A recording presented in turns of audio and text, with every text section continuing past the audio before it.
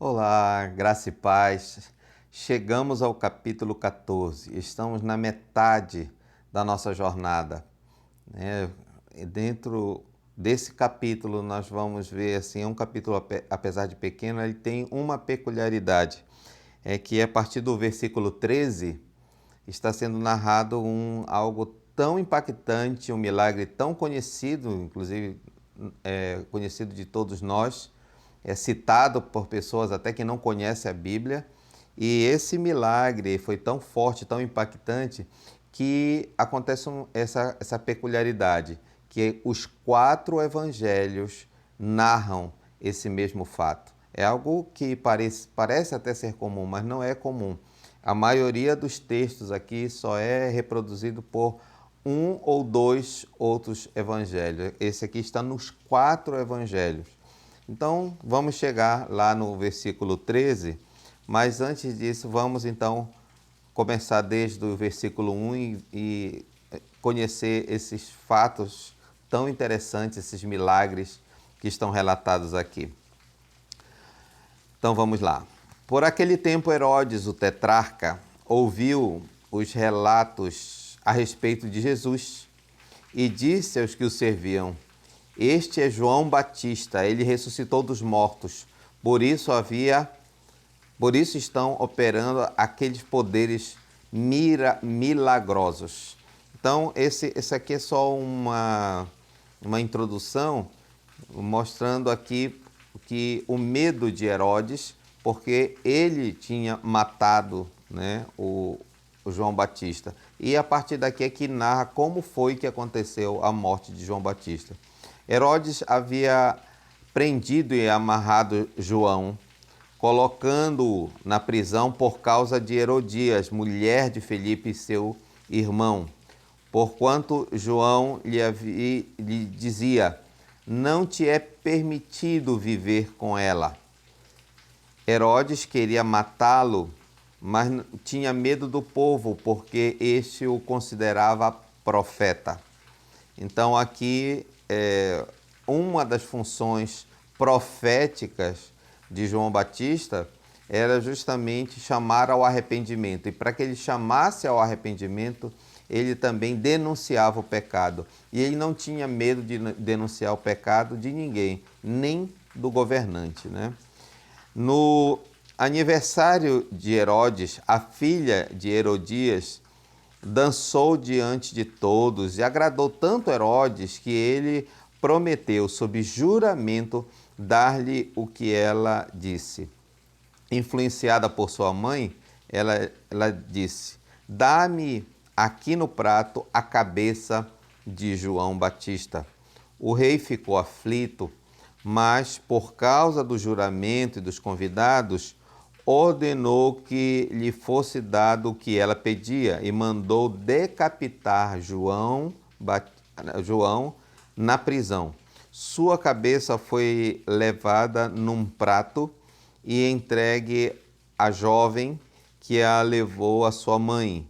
Os discípulos de João vieram, levaram o seu corpo e o sepultaram. Depois foram contar isso a Jesus.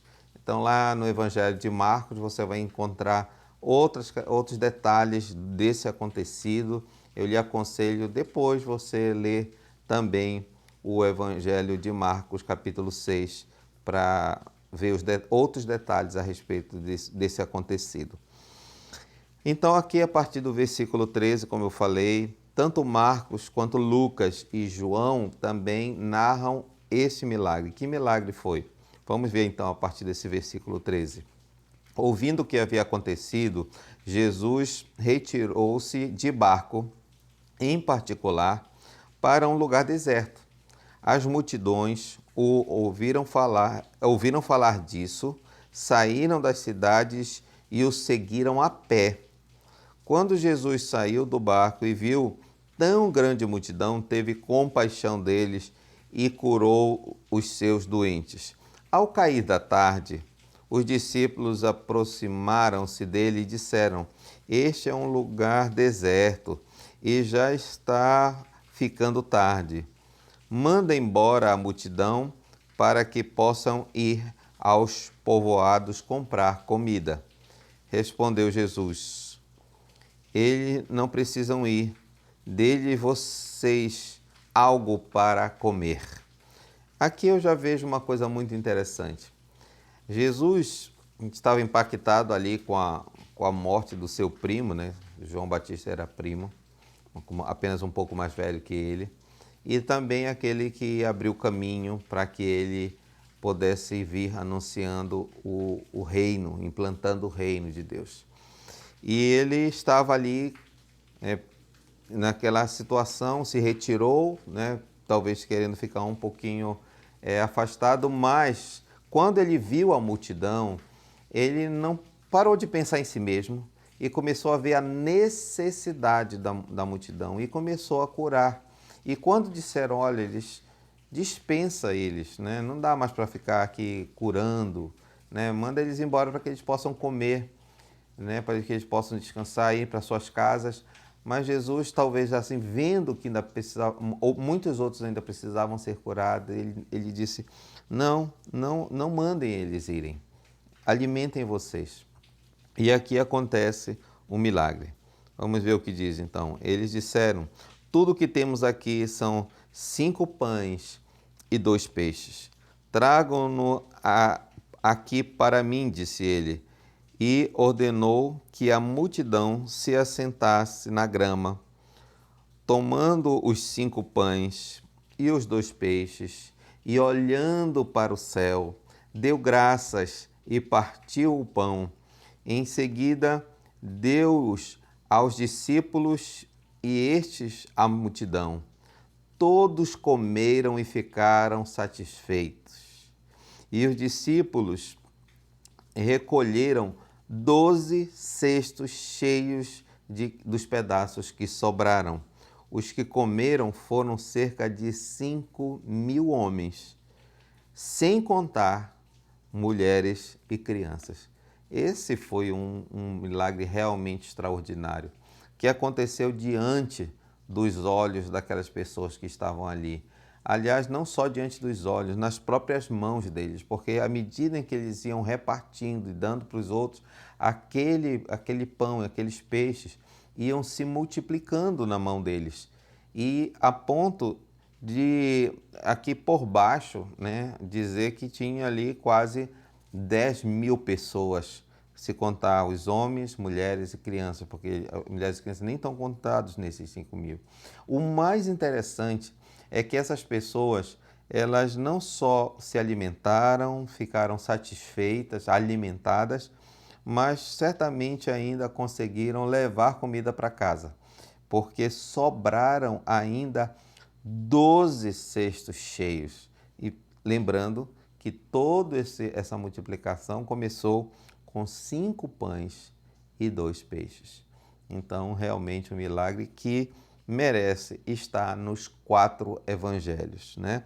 Também recomendo que você, se tiver curiosidade para saber alguns detalhes de como Jesus organizou essa multiplicação, sim, porque foi organizada, ele disse como era para eles se colocarem lá, então mais alguns detalhes a respeito deste milagre, que não foi a única vez que aconteceu, porque nós vamos ver mais adiante que houve uma segunda multiplicação de pães e peixes, mas essa aqui foi realmente impactante, impactante mesmo. Então vamos prosseguir. Versículo 22. Logo em seguida, Jesus insistiu com os discípulos para que entrassem no barco e fossem adiante dele para o outro lado, enquanto ele despedia a multidão. Vendo que ele precisou insistir para que os discípulos fossem na frente e ele ia ficar lá. Com certeza eles queriam ficar ali com Jesus, né? Tendo despedido a multidão, subiu sozinho a um monte para orar. Então essa era inicialmente já a intenção de Jesus, quando diz que assim que ele soube da notícia de João Batista, ele queria ficar só, queria ficar um momento, né, de reflexão, de oração, de estar ali conversando com o Pai. Isso era costumeiro de Jesus, né? E só que não deixavam, né? Primeiro a multidão e os próprios discípulos muitas vezes queriam ficar com ele. Por isso Jesus teve que insistir para que ele tivesse esse momento a sós com o Pai. Ao anoitecer, ele estava ali sozinho, mas o barco já estava consideravelmente distante, considerável distância da terra, fustigado pelas ondas, porque o vento soprava contra ele. Então eles entraram no barco, mas só que os ventos acabaram afastando o barco. Alta madrugada, Jesus dirigiu-se a eles andando sobre o mar. Quando o viram andando sobre o mar, ficaram aterrorizados e disseram: "É um fantasma!" E gritaram de medo, mas Jesus imediatamente lhes disse: "Coragem, sou eu, não tenham medo."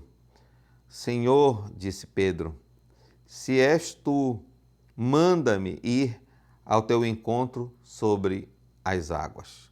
"Venha", respondeu ele. Então Pedro saiu do barco, andou sobre as águas e foi na direção de Jesus. Mas quando reparou no vento, ficou com medo e começando a afundar, gritou: "Senhor, salva-me!" Imediatamente Jesus estendeu a mão e o segurou e disse: "Homem de pequena fé, por que você duvidou?" Quando entraram no barco, o vento cessou. Então os que estavam no barco o adoraram, dizendo: "Verdadeiramente tu és o Filho de Deus." Maravilha, né? Eu quero comentar aqui uma coisa interessante que você já deve ter percebido aqui, é que Jesus andou, mas ele não estava chamando Pedro para ir às águas também. Pedro é que se ofereceu, Pedro é que quis ir até ali, o que demonstra, né, não só uma impetuosidade, não só ali talvez um pouco até de curiosidade, né? Se Jesus está andando sobre as águas, né, eu também quero experimentar isso, mas também demonstrava fé, né? Porque como assim andar sobre as águas? Uma coisa completamente fora do natural. E Jesus estava ali caminhando e no meio de uma ventania, havia ali as águas não estavam calmas. Mesmo assim, Pedro foi e andou sobre as águas. Diz então aqui que quando ele tirou os olhos de Jesus e começou a olhar a agitação das águas, aí que a fé dele começou a vacilar e ele começou a afundar. E Jesus o repreende. Mas o que eu quero considerar com você aqui é que vejam o tamanho da fé de Pedro. Ele realmente demonstrou algo muito impetuoso, algo muito forte, que a maioria de nós não teria. Aliás, os outros discípulos não tiveram essa fé. Mesmo assim, Jesus o repreendeu, dizendo que, apesar de que aquela fé grande, ainda era pequena. O que quer dizer que nós temos que desenvolver a nossa fé. Por mais que nós já tenhamos demonstrado algum nível de fé na nossa vida, nós precisamos desenvolvê-la, porque certamente no nível de fé que nós temos, Jesus ainda está nos dizendo: você tem uma fé pequena. Precisamos desenvolver, precisamos aumentar a nossa fé e fazer coisas além, maiores do que os discípulos de Jesus, do que os apóstolos de Jesus fizeram. Jesus mesmo disse que nós faríamos coisas maiores do que ele. Então há um espaço, há uma dimensão de fé ainda maior para nós exercermos e praticarmos. Versículo 34. Depois de atravessarem o mar, chegaram a Genezaré. Quando os homens daquele lugar reconheceram Jesus, espalharam a notícia em toda aquela região e lhe trouxeram os seus doentes e suplicaram-lhe que apenas pudessem tocar na borda de seu manto. E todos os que nele tocaram foram curados. Que diferença entre Genezaré e Nazaré, apesar de terem os nomes até parecidos. Genesaré demonstrou uma fé, aquele povo tão grande que eles nem precisavam de grandes coisas, para eles só tocarem em Jesus, já para eles servia para que eles fossem curados. E diz que todos então que tocaram em Jesus foram curados.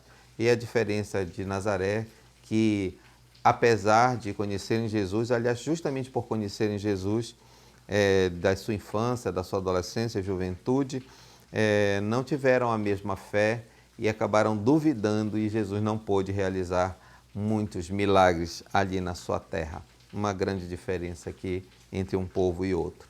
Então vemos que a diferença não está em Jesus, nunca esteve em Jesus. O obstáculo para receber sempre está naquele que demonstra fé ou duvida. Amém? Então, encerramos aqui a metade da nossa jornada. A partir de amanhã, então, nós vamos ao capítulo 15 e vamos, nessa segunda metade do Evangelho, aprender ainda grandes coisas e ver grandes, não só milagres, mas o evangelista mostrando e revelando cada vez mais a respeito do Senhor Jesus como Rei, Rei dos Reis. Amém? Então aguardo você amanhã para nós lermos o capítulo 15. Shalom.